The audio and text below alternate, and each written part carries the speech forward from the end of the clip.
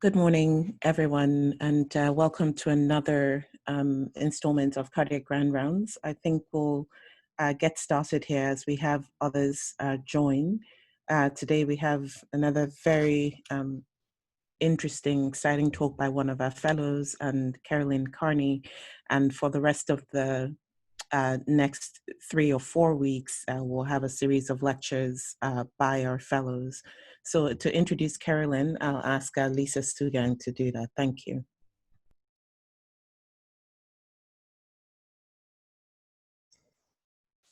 Hi, good morning. I'm just sharing my screen here. I have the privilege of introducing Kerrilynn. I was very touched when she asked me to do this. Just so that you know a little bit of background of Kerrilynn. Of course, some of you may not know her through clinical work, but she came to us after earning her medical degree from Brown University. She did residency at NYU and became chief resident at NYU.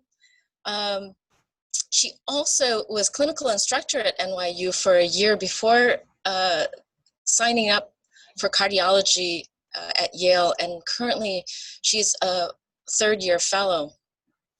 I just want to highlight that she has a dream of being a cardiologist, which she has reached that dream.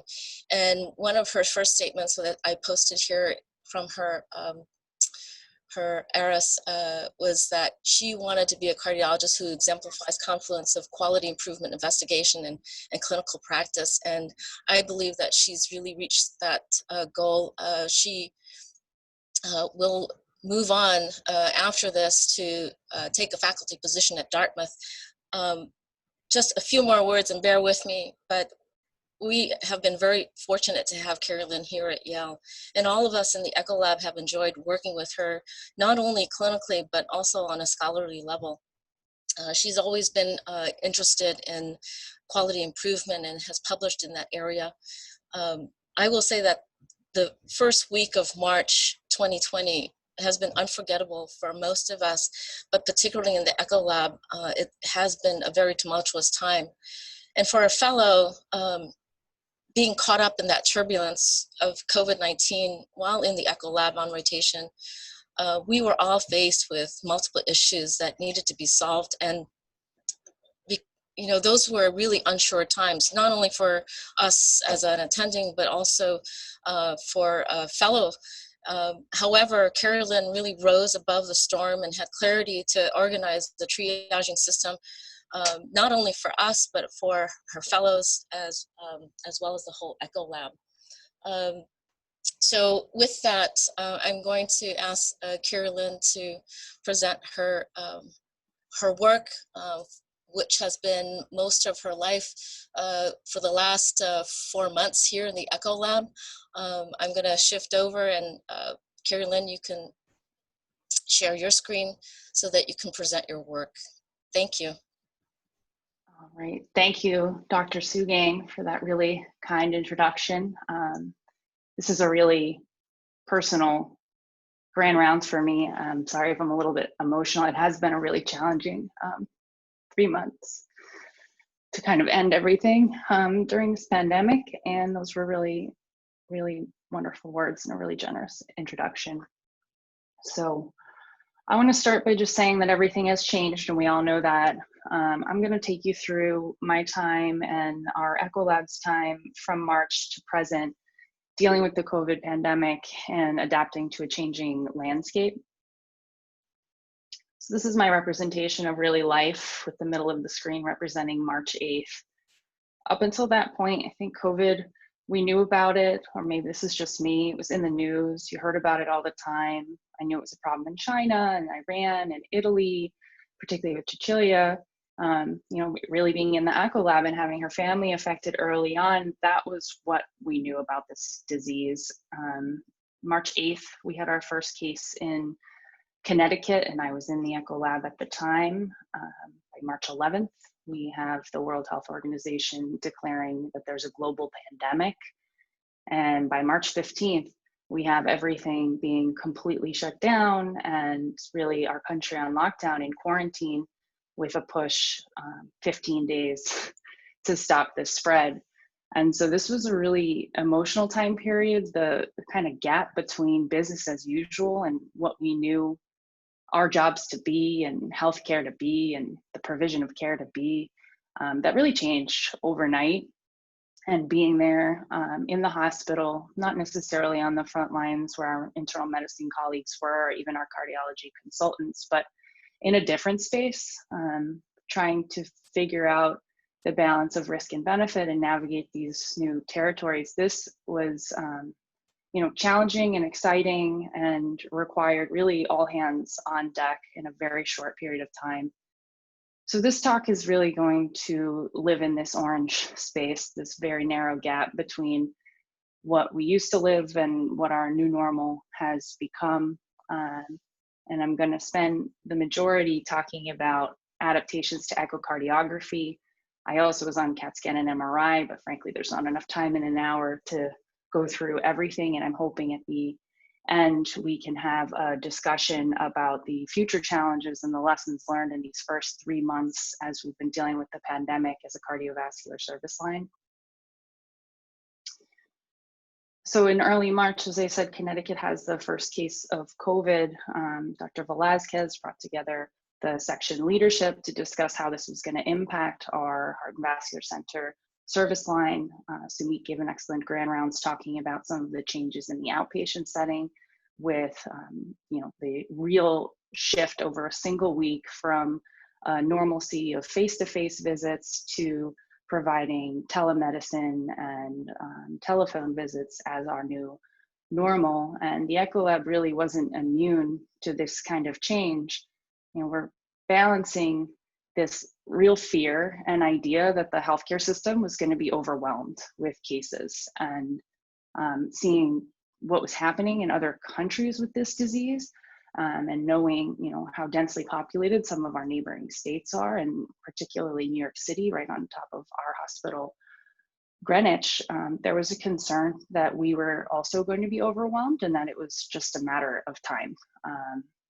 In the Echo Lab, I think there was a real tension and anxiety amongst the sonographers who were concerned about spending 45 minutes imaging these patients, being in very close contact, directly facing someone who's potentially coughing.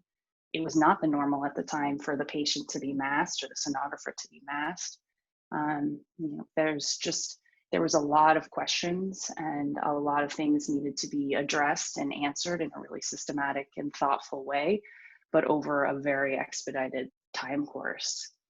So the Echo Lab, we're part of this. We're hashtag flattening the curve. We're trying to keep people at home and keep the sonographers safe.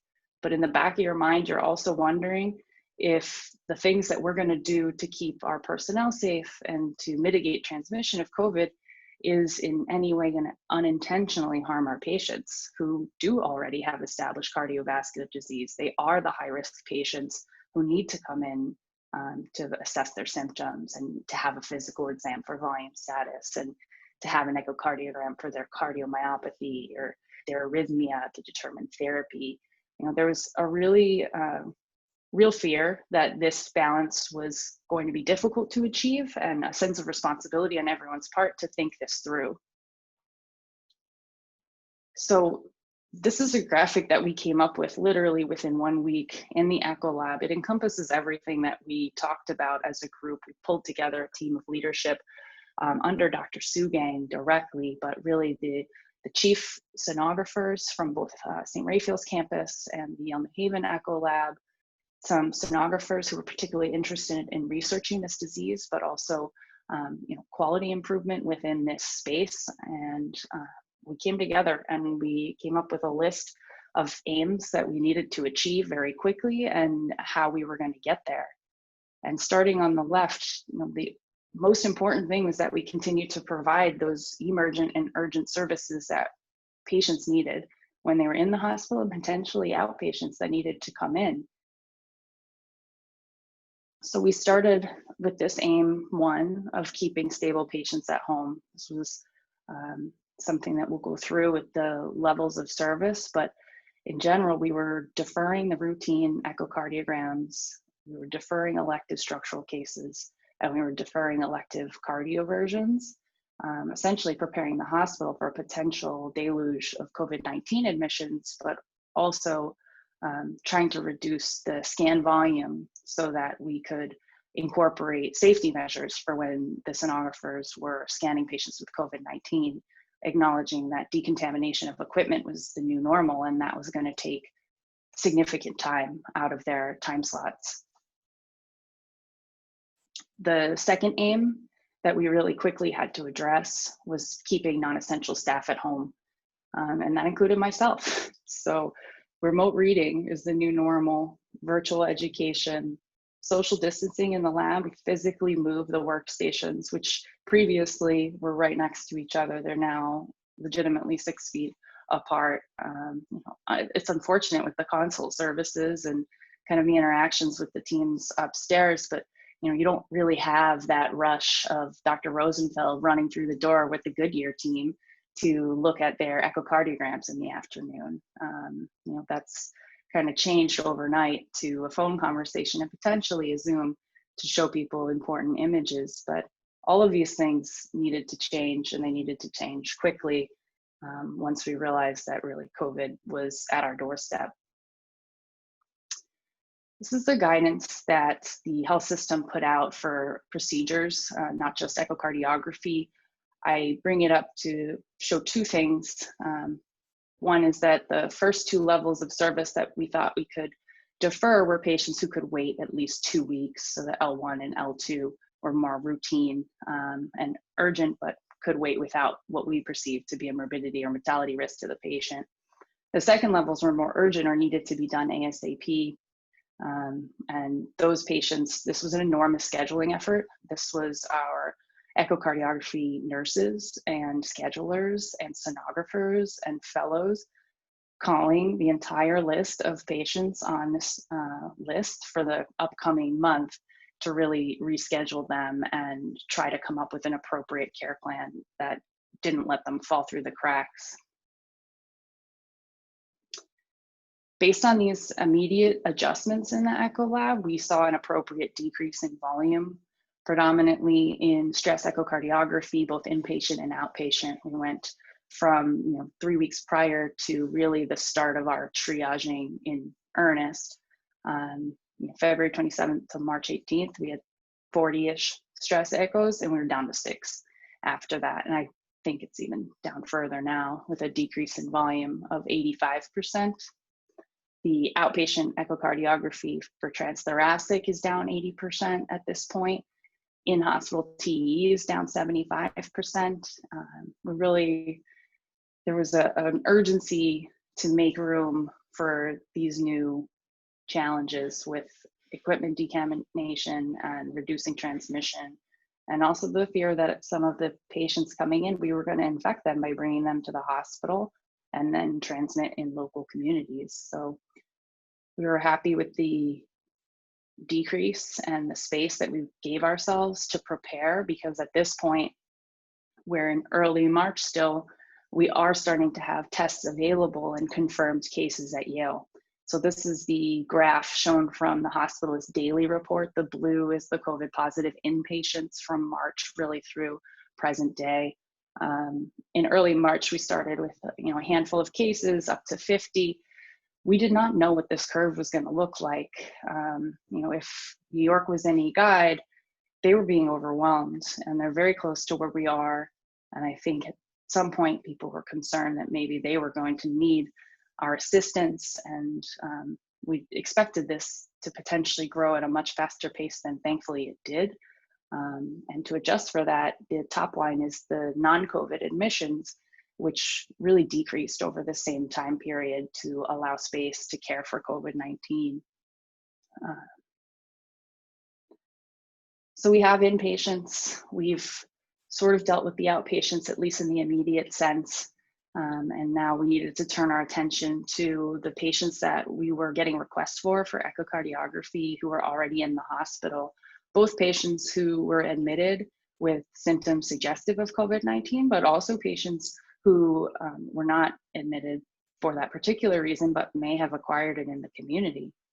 And these AIMs were guideline-based to reduce scan volume, reduce scan time, and then initiate this inpatient triage system, which is something I'm going to spend the bulk of this talk discussing. So in terms of inpatient triage, before we even pick out which patients we're going to scan, there was an entire debate about which equipment we were going to use to scan them. This is 3 examples of the machines that are available in our Echo lab. And you can see their profiles are very different. The amount of surface area that would be required to clean is very different between these machines. And again, we're challenged by the need to balance the ability to clean a machine and the ability to take it into a room with its quality and the diagnostic images that we're going to receive from it. So some of these units, the Lumify in particular, which is the smallest profile, the laptop system that you see, it doesn't have spectral Doppler, and it is not ideal for imaging with ultrasound enhancing agents, which is something we didn't necessarily know at the time, but some of our sonographers helped us out and took some images with contrast, and it's not the same quality as with a fully capable machine. So we knew that machine selection would be a challenge. I think over time, rather than just pick a machine and designate it as a COVID scanner, we really listened to our sonographers' feedback and the feedback of the board certified echocardiographers who are reading our exams. And the initial feeling was try to keep it easy to clean. A lot of people took that bonsai machine in the middle. And now it's really moved to sonographer's choice, and whichever unit they're the most comfortable with, they developed a buddy system for cleaning that expedites their movement through the hospital, and that's worked out really well. The protocol that we've initiated is limited at baseline, but this was just kind of the backbone of what would be the minimum necessary amount of pictures if we were going to send someone into the room to scan a patient with COVID-19. And instead of saying every patient gets this exact limited protocol, what we've really relied on is case review. And that's this COVID echo triage process, which the fellows in particular have been living in. So this is a process that's 4 parts. It's pretty extensive. I would say it does not supplant a cardiology consult, but it comes pretty similar in terms of the workload. First things first is you need to know which patients have COVID and which patients have a test pending for COVID. And thankfully, the electronic health record has helped us with that. In Epic, there's an FYI that pops up in the scheduler's queue that they can identify these cases. And then they refer this to the fellow for chart review. The chart review, again, really extensive, similar to a consult.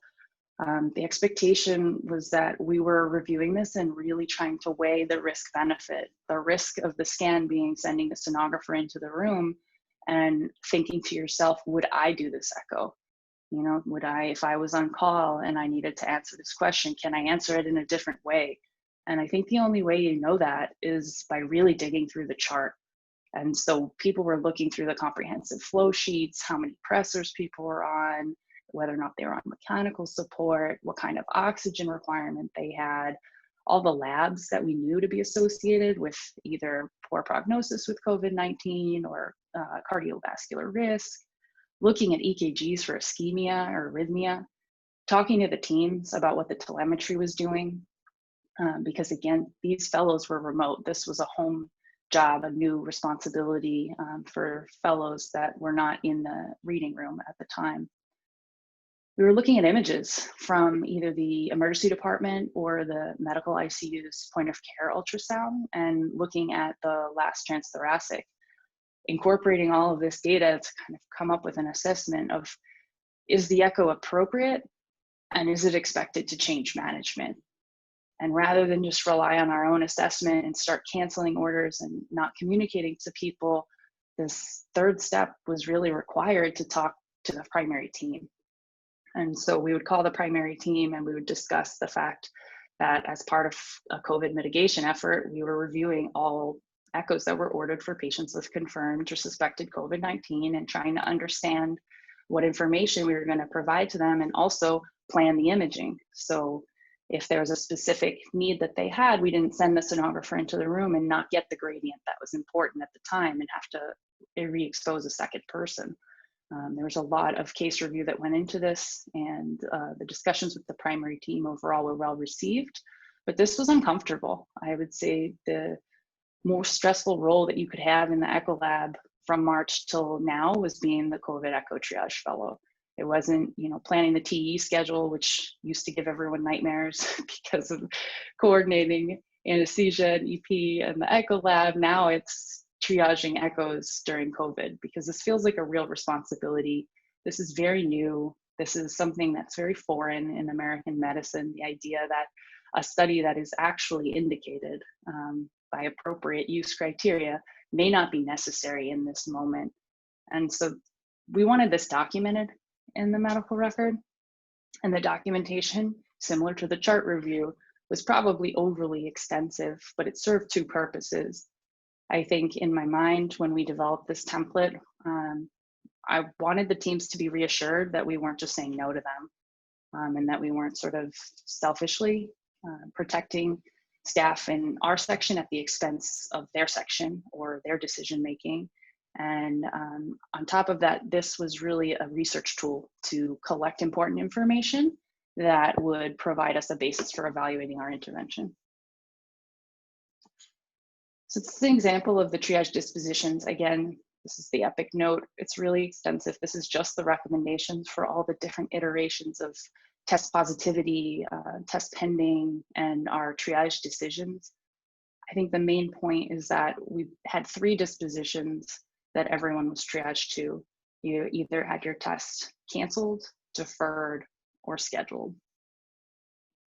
If you were canceled, the language that we included in the chart was basically reassuring that this was a joint decision and trying to identify who we talked to, and that basically the decision hinged upon the fact that this echocardiogram was unlikely to affect the immediate clinical management, and it's canceled for the time being.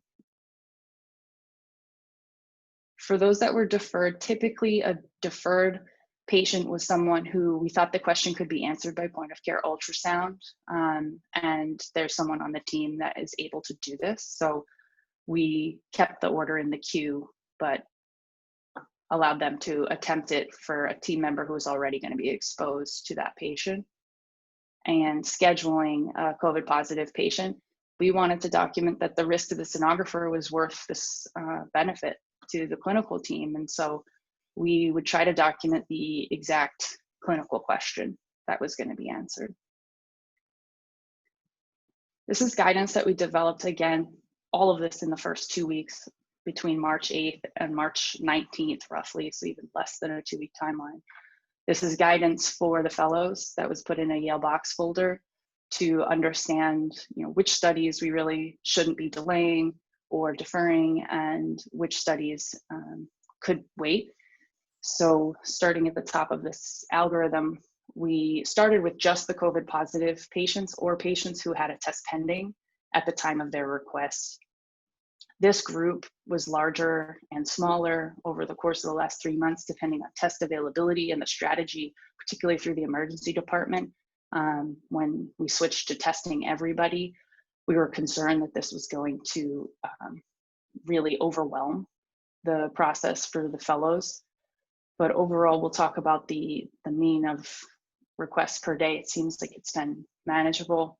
The case review, the criteria for just having your echo done, something that you don't have to think too much about the risk, is undifferentiated shock, hypoxemia that's out of proportion to their pulmonary disease, a concern for PE, chest pain with a suspicion for ACS or aortic dissection, unstable arrhythmia, or a pericardial effusion with hypotension.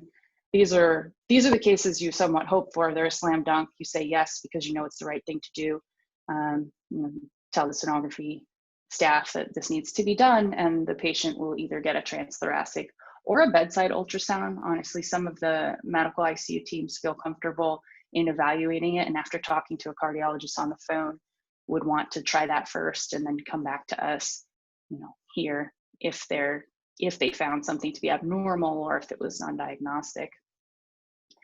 Other cases were more challenging if it was a clinical concern outside of these real emergencies. We had to think carefully about the risk benefit and decide what to do.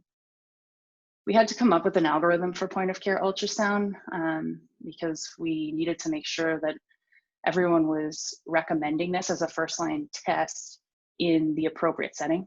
So basically our criteria for POCUS being appropriate was that the equipment had to be available on the floor. This came up at some point, maybe a month in, where we got feedback from the medicine teams that they don't have equipment on any of the general medical floors. So, you know, we don't even have to talk about it there. So really this was limited to the emergency department, the medical ICU, and the step down unit where they may have an ultrasound machine available to do this exam.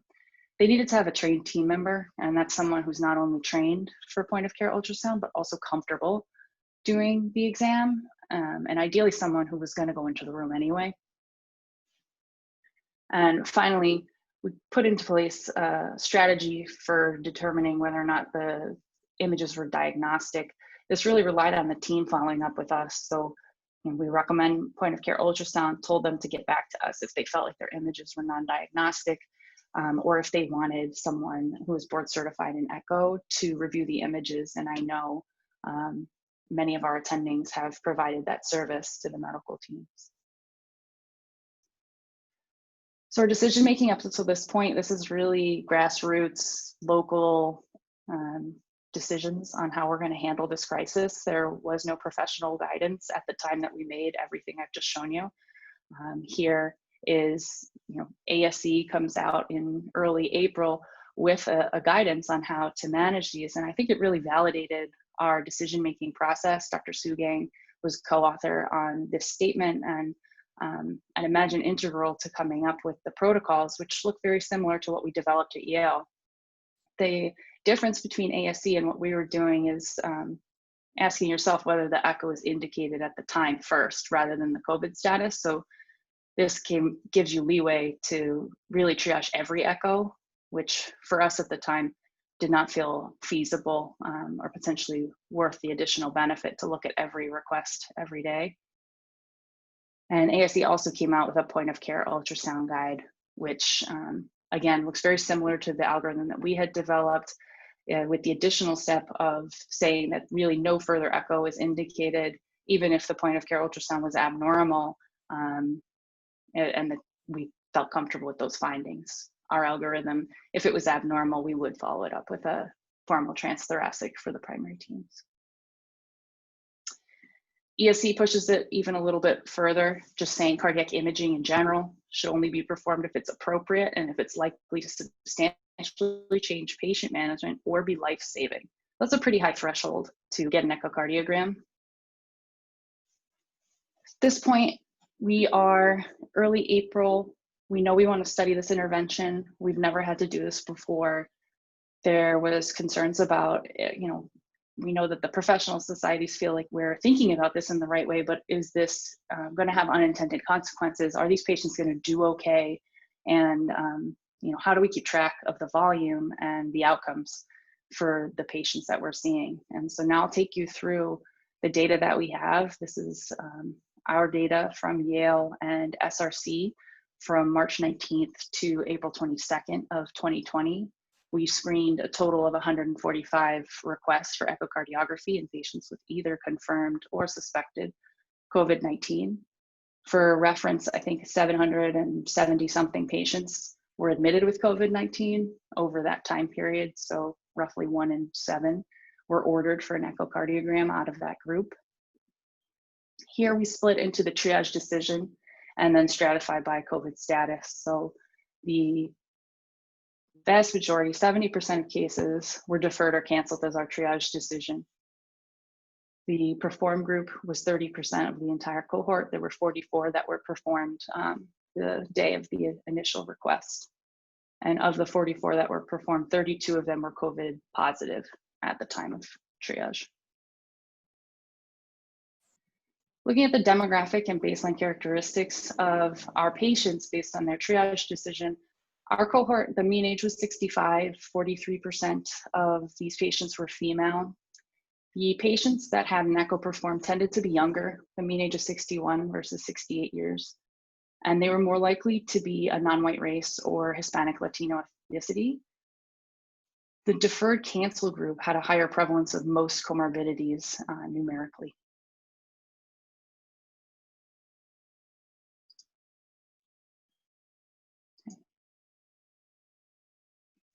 So clinical data at the time of triage for the perform versus the patients we canceled deferred. Again, the cohort was pretty high acuity. 45% of the entire population of these patients was in the ICU at the time of the echo order, and 30% were on mechanical ventilation. In the perform group, they were significantly more likely to be in the ICU at 68% versus 38%. They were more likely to be ventilated mechanically. The perform group is more likely to be on intravenous pressor, more likely to be on extracorporeal membrane oxygenation. And they actually, of the lab values, the only thing that was different between the perform group and the deferred cancel group was the D-dimer, which was 3.6 nanograms per milliliter in the perform group versus 1.7 in the cancel deferred. The mean troponins and BNPs, they were similar between groups, and median as well.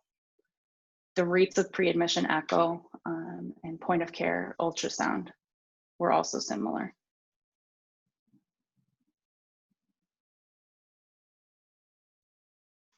Looking at our indications by group, the most common indication for the perform group was for shock or hypotension with an undifferentiated ejection fraction. The most common indication that we capture for the deferred cancel group was unfortunately the other category. So not one of the 6 that were specifically designated. We had to go back and thank you, Katya, reviewed that to see of this group what the indication was, so we can get a better idea. No studies would have been classified as rarely appropriate by AUC. And again, that was Katya's work reviewing.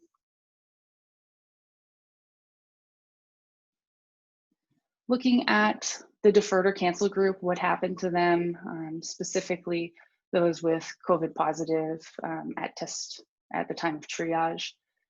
So COVID positive at the time of triage, we deferred or canceled 62 of them. And that's in the figure on the left. Subsequent echo was performed in 7 of those patients. So those are technically crossovers from our triage decision making. But among the 7 that crossed over and got an echo, only 1 of them was abnormal. And that 1 patient did have LV dysfunction.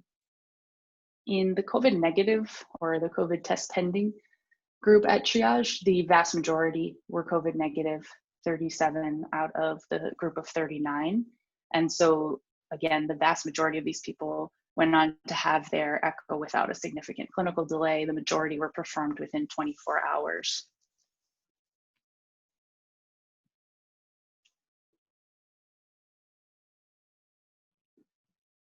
Outcomes by group, looking at the in-hospital course for biomarkers, new cardiovascular diagnoses, cardiology consult. There really was no difference between whether or not we performed the echocardiogram versus deferred or canceled. We looked at this because I think there is a concern we were going to miss things, diagnoses that may require echocardiography or miss things like NSTEMI with rising troponin. And so it was reassuring to see that the peak biomarkers were similar. There was no difference in cardiac consultation or new cardiovascular diagnosis. The perform group had a higher prevalence of pulmonary embolism, but the overall occurrence post-triage was low with only 3 patients. Hospital course, again, the patients in the perform group were sicker. So this is a high acuity cohort, and then the hospital course for those patients that were performed was again higher acuity than those that we canceled or deferred. So the perform group, it was really significant differences in both the length of ICU admission, the length of mechanical ventilation, and the overall length of stay for these patients, showing what we've seen in other hospitals is specifically in the COVID positive patients that they require these things for a long time. The median length of stay for a performed patient was 16, interquartile range 8 to 26. And length of stay when we deferred or canceled you was 5 to 22 for the interquartile range.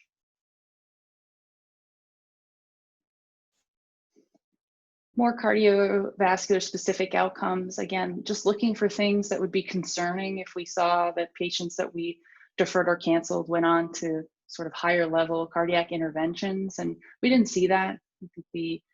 The take home is that no patients escalated care to ECMO or mechanical support after we triaged them that they didn't need an echo, and that the inpatient mortality rate for the perform group, while it wasn't statistically significant, it was higher than the patients in the deferred canceled group at an inpatient mortality rate in the perform group of 32% versus 18% in the canceled or deferred.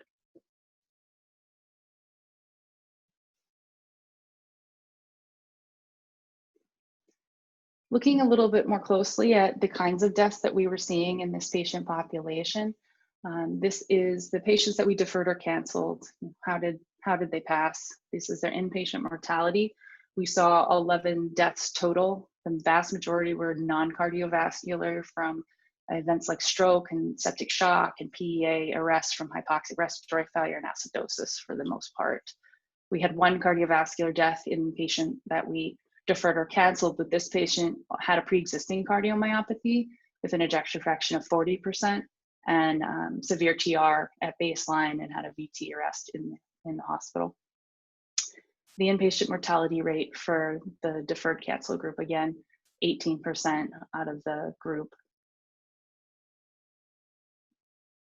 The performed group, looking at, again, just honing in on the COVID test positive to the right of the figure, we had 13 deaths total, and 11 of those were non-cardiovascular. Again, vast majority were septic shock or PEA in the setting of acidosis and hemorrhagic shock. We did have 2 cardiovascular deaths in the patients that we performed, and they were both from cardiogenic shock. One patient required VA ECMO, and one patient required Impella. I should say that these deaths were adjudicated by 3 fellows. 2 went back and chart reviewed to determine whether or not the death was cardiovascular or non-cardiovascular, and if there was a discrepancy between the assessment, then Dr. McNamara was our tiebreaker. This is what we're seeing in patients with COVID-19 at Yale.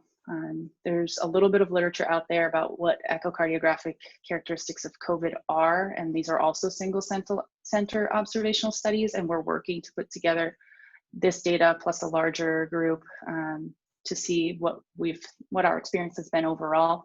This is from, again, March 19th to April 22nd, and what we scanned was 39 patients with COVID.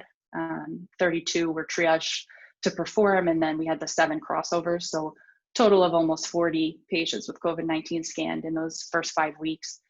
We aren't really seeing very much LV dysfunction, even with a pretty liberal criteria of just LVEF less than 50%. Only 3 patients met that. For new left ventricular wall motion abnormality, we had 5 patients who had that identified. And new moderate or severe RV dysfunction, 6 patients had that without significant valve disease, either pre-existing or identified on exam.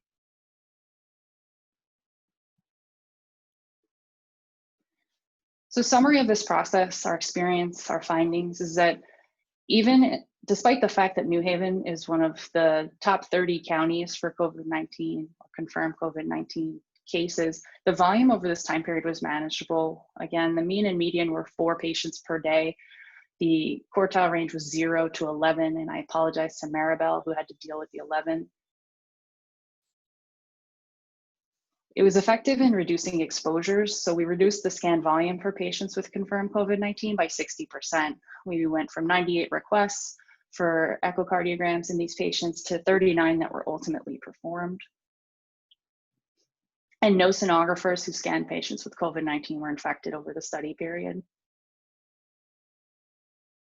What we found is that this is a high acuity cohort, and that is something we may expect over the pandemic. But the patients who are having a transthoracic echocardiogram are sicker than those that we deferred or canceled, and they may reasonably have more to gain with the identification of an abnormal finding. Over 60% of the patients who had an echo performed were minorities. This might reflect the increased prevalence and acuity of COVID-19 in these communities. And there's a higher incidence of inpatient in-hospital mortality in patients who were triaged to perform. It's also, again, reflecting their greater severity of illness. So in summary, for our triage process, incorporating clinical review is feasible. It leads to selected exams in patients who are more acutely ill. And it appears to be safe without a signal for hazard in the patients that we deferred or canceled.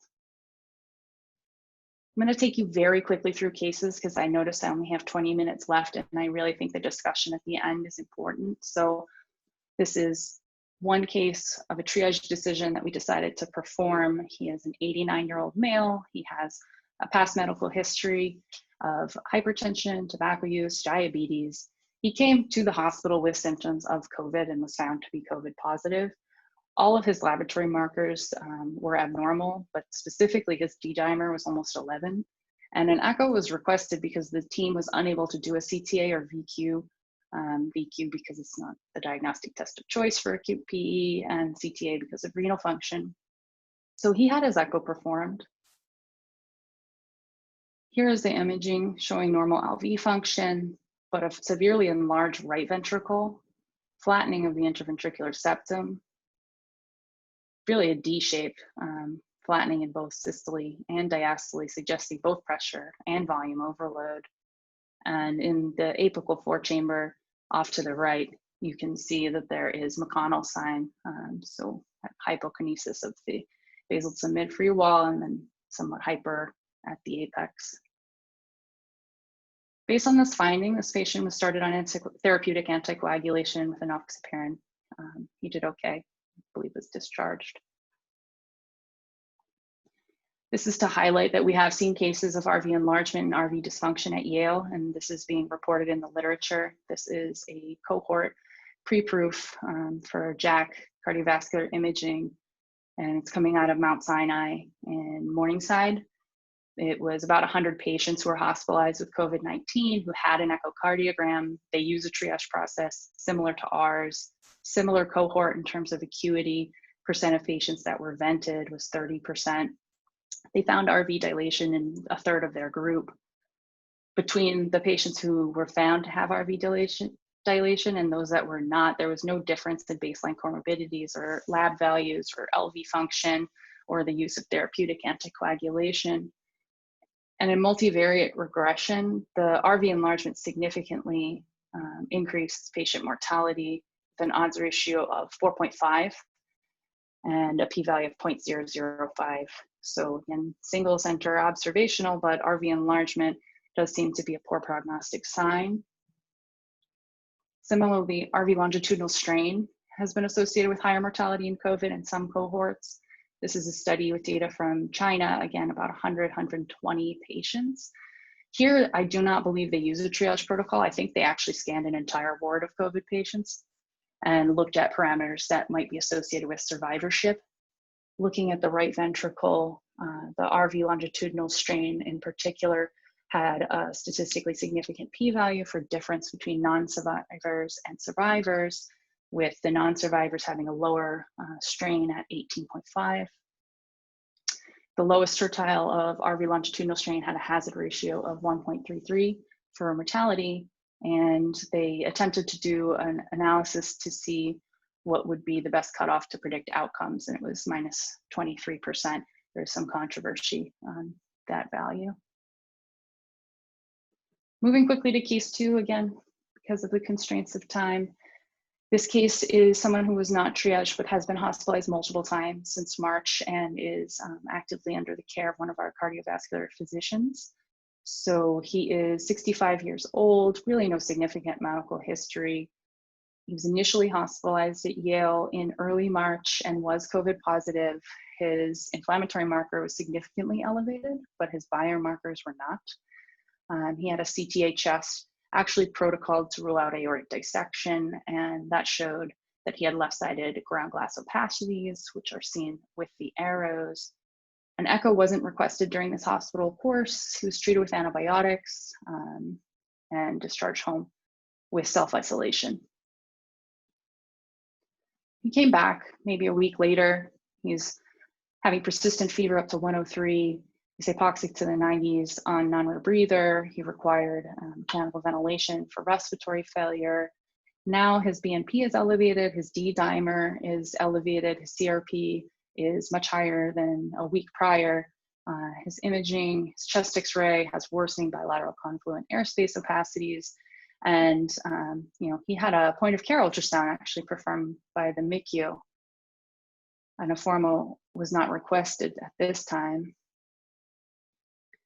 So here are our images, which I'm really impressed with. This might have been P. Elliott Miller or Elise Mioli or someone from the ICU that was up there. But LV function looks preserved. I do not believe he required pressor at all this admission. It was mostly an admission to the MICU for respiratory failure. He was intubated for 2 days and given a potpourri of different COVID-directed therapies and antibiotics and was discharged again in late March. He's at home for a month. This is a patient that now we've seen twice for COVID-related symptoms, related respiratory failure, and he's really having persistent symptoms. He presented to the ED with what he said was 3 days of new dyspnea on exertion, which included even with too much talking. And he had pleuritic left-sided chest pain. He had a CTA at that admission that was negative for PE, and it did show these bilateral ground glass opacities that were more prevalent at the apices than the bases. And he was discharged from the ED and sent to primary care, who followed up via telemedicine. Primary care provider orders an echo for this patient. Quickly going through his imaging, I think you can see that the LV function is preserved. His ejection fraction was 60%. It's more subtle and probably would be seen better with contrast images, but I don't think they were available.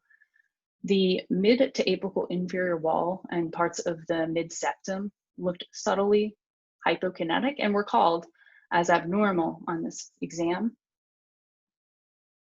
In addition, his LV strain was abnormal with a longitudinal strain of -15. RV function looks okay. RV size looks okay. So he comes to outpatient cardiology now. He's a month and a half outside of his initial infection with COVID, and he's having persistent symptoms, including chest pain. He has an echocardiogram that's got some subtle regional wall motion. And this really highlights the beauty of telemedicine, which is at minimum, you can see your patient. So it's Dr. Spatz, she's taking care of him, she's on a phone call, and the patient has what he describes as what's been going on at home, an episode of really acute chest discomfort and shortness of breath and fatigue. His vitals are recorded at the time. They look fairly normal, but he's visibly uncomfortable and needs to lay down. So this is her assessment, basically understanding that probably primary symptoms are pulmonary and etiology, but there is a concern for arrhythmia. It's not impossible that he had myocarditis even without biomarker ECG findings. Her clinical suspicion based on the way that he looked at his symptoms that persisted over months was higher than the evidence that we had from his admissions. So she spoke to Dr. Posick, who's leading the discharge clinic, that she was concerned about this, and actually emailed the entire imaging staff, and we got the CAT scan MRI planned for within 4 days of this patient's evaluation and had them done back to back on the same day so that the patient would not have to come back and forth. His CAT scan basically showed non-obstructive coronary artery disease, seen here.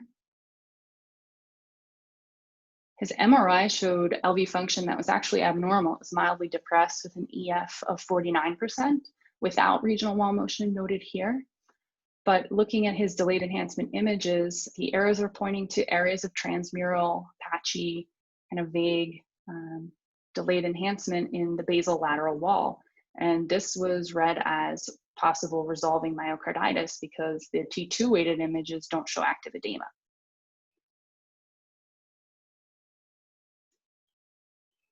So in follow-up, his symptoms have improved. He did not require steroids or immunomodulators because he did not have active inflammation. But based on this testing, this is a patient who was started on guideline-directed medical therapy for LV dysfunction. And I'm going to close with just this last piece of information from another observational cohort, this time out of Mass General Hospital, looking at the left-sided echocardiographic characteristics of patients with COVID. Their group split patients into either high sensitivity troponin, abnormal, or normal. The patients on the left graph had normal high sensitivity troponin. That's where our patient would be. He had 12 troponins drawn on all of his admissions, which were normal. And he'd be one of that 12%, the yellow pie there, that has LV dysfunction characterized as an EF less than 50 or regional wall motion. Despite that, the high sensitivity troponin group, half those patients were found to have LV dysfunction in this particular cohort. And on repeat echocardiography, the vast majority did have resolution over maybe 2 weeks of follow-up, except for one patient who had persistent dysfunction, who I believe had pre-existing abnormal echo. And so I'm running out of time and I want to leave room for discussion.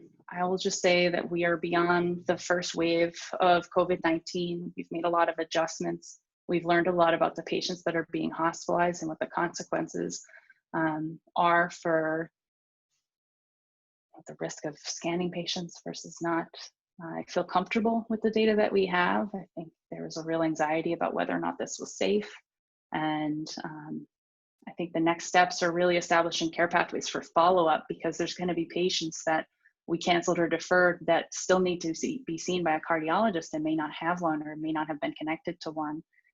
There's going to be patients with abnormal biomarkers, abnormal echoes, hospital courses that typically we'd see them in follow-up, and we need to figure out a way to capture them to understand what their risk is. And in this convalescent stage, this recovery phase for COVID, I think it's a good time to understand more deeply what COVID-19 does to the cardiovascular system and the more intermediate and long-term sequelae of having this infection. I would like to acknowledge almost everyone in our department. If I'm honest, I can't fit everybody on this slide. I would start on the left with everyone who was involved in collecting data to support this intervention and to evaluate it in real time and make sure that this was safe and manageable.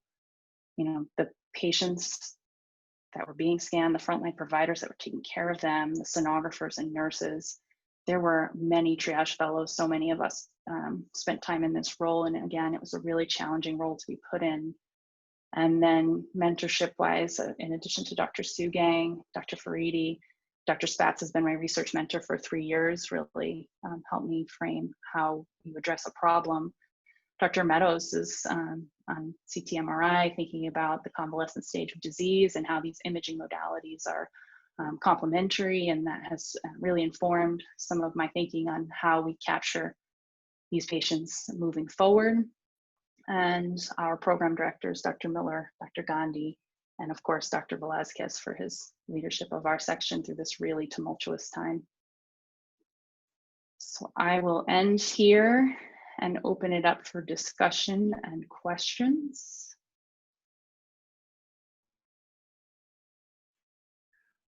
Kerrilynn, oh, sorry, go ahead, Eric. Yeah, I was going to go first really quickly just to congratulate you. I mean, I think we're so proud of this presentation, but also what you've accomplished over the last few years. And I just want to say how lucky doctors have you joining them. And I expect a continuing relationship and collaborations to build when you're a little further north. I guess my question, my comment first is this talk really reflects that basically anything that's worth doing is worth doing systematically. And I think that's what you've done and the team has done. I've been monitoring the box folder for the Echo Lab. Obviously, you all know I have a special interest in echocardiography, and it's been remarkable what Lisa and the team have put together to kind of keep everyone engaged, educated, and really up to date. I guess my question to you is, what next, right? So we have learned so much. We've kind of been able to kind of go beyond normal conventions that we've had in place perhaps for years. And now we have this experience. How would you, in your new role as a up and coming attending physician in Dartmouth, how would you translate these experiences into kind of a new approach to echo triaging, and what can we take from this COVID-19 experience and move forward? Yeah, I think my biggest takeaway from this is that this appears to be safe and effective in the short term, but we're not sure what the more intermediate and long-term consequences are of a arguably incomplete evaluation, because these patients had echoes that were not inappropriate by appropriate use criteria. This is really going beyond anything we've had to do before. And so we have prospectively collected, their medical record numbers and have their early outcomes. But I think working more recently, we've been talking with Dr. McNamara and Dr. Spatz about how do you, kind of capture those patients and outreach to them and make sure that they're connected to cardiac care, at least for a symptom check, and make sure that we're not missing someone that had LV dysfunction that we didn't really know about, who misses an opportunity to get guideline-directed medical therapy. So I sort of approach all of these problems as what is the unintended collateral damage to something that was necessary to change. And I think moving forward, that's capturing those patients and reassuring ourselves that we're still caring for them, we haven't missed something, is my next phase of this problem. Kerrilynn, this is Judy. I think that you highlighted that these are incomplete evaluations, and I think our next challenge really is how to evaluate these patients in the convalescence. I can give a shout out to Nahar and the group working on the HVC COVID registry. When we reviewed the data on Friday, 48% of the COVID positive patients within our registry demonstrate myocardial injury by positive troponin. And so as you note, we have limited perhaps imaging evaluation in hospital, but we have biomarker evidence that different than what you presented from the MGH observational, any just abnormal biomarkers was common.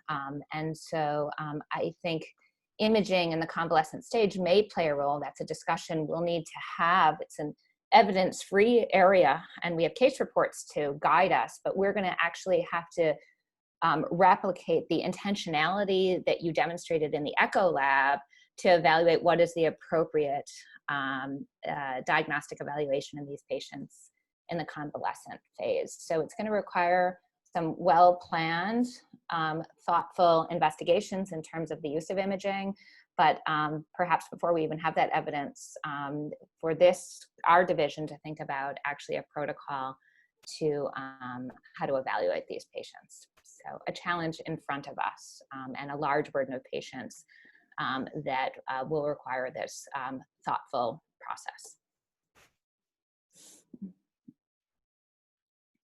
Kerrilynn, that was just phenomenal. And again, I'd like to echo what Eric was saying about the systematic approach that you guys took and the team effort that the Echo Lab and you guys created. That was just simply a tour de force in the what we should all be looking for from our quality improvement efforts.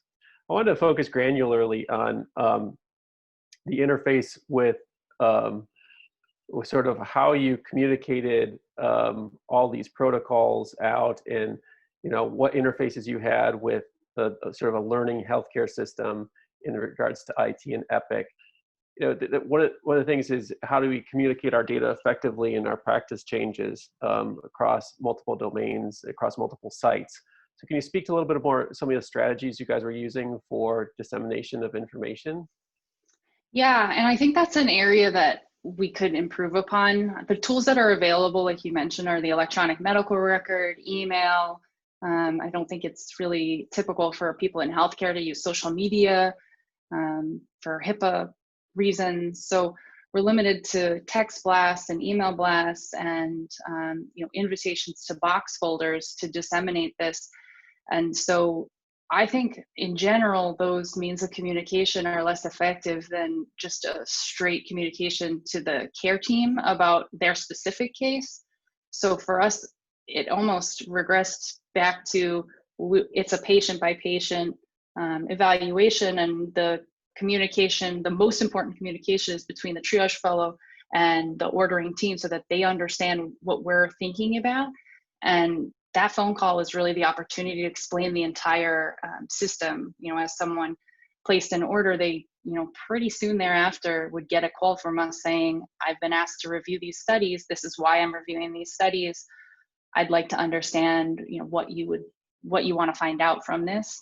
And so it was really a personal communication. I know Dr. Spatz and I are presenting to the hospitalist group on Thursday, some of the cardiovascular manifestations of COVID. And I think that's an opportunity in a similar forum to this to disseminate this work and how cardiology is approaching testing and therapeutic strategies during COVID-19.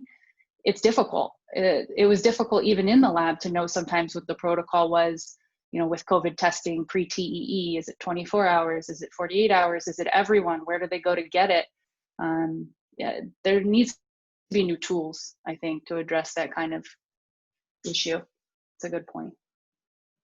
Yeah, it argues for a systematic approach, and it's a very nimble approach with Epic, right? To be able to disseminate this information in the order set, which I don't think we're currently at.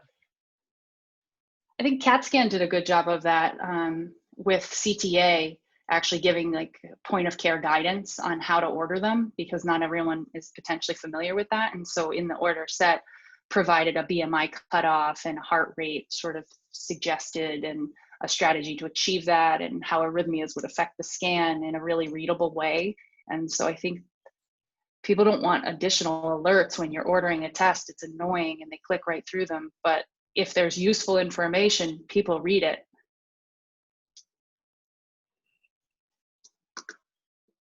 This is Erica. Kerrilynn, I also wanted to congratulate you on 3 years of really amazing work. I've enjoyed our time together.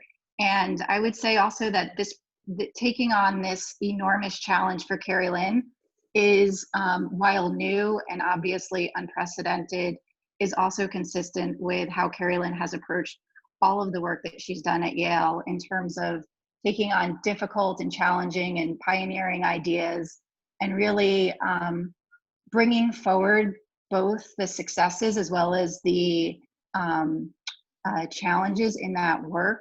And I think that her authenticity, transparency, and honesty about it brings people into the conversation. I think it builds buy-in and really helps to accelerate the ideas that she has been promoting and the work that she's been promoting. So this is just phenomenal work. Congratulations. One of the things that I heard in your presentation, and is really a kudos to you and to Lisa and the Echo Lab, is the culture of safety, of sonographers feeling comfortable speaking up around what they feel is best and giving their expertise, and creating a system that allows others, the fellows, to give their opinions and to really work as a team.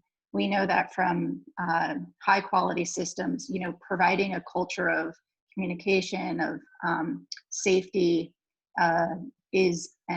building alliances is so important for high quality outcomes.